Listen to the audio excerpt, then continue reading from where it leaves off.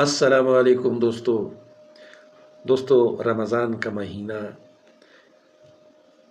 وہ پشتوں میں ایک مثال ہے، ایک کہاوت ہے کہ رمضان کی ہر افطاری جو ہے وہ عید ہوتی ہے، خوشی ہوتی ہے۔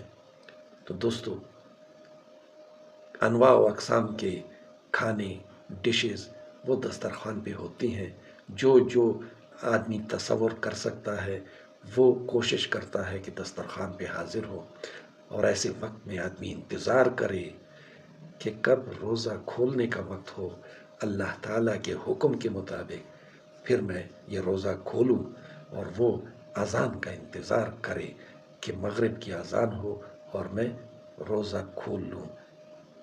تو اس انتظار کی کیفیت میں جب یہ روزہ دار کھانے پینے سے اجتناب کرتا ہے، صبر کرتا ہے، تو اللہ تعالیٰ فرشتوں کی مجلس میں، فرشتوں کے سامنے اس روزہ دار کی کتنی تعریف کرتا ہے، کتنی محبت سے اسے دیکھتا ہے۔ تو دوستو ایسے موقع پہ دعاؤں کی قبولیت کا وقت ہوتا ہے۔ احادیث میں بعض روایات کے مطابق یہی وقت ہے دعا کے قبول ہونے کا۔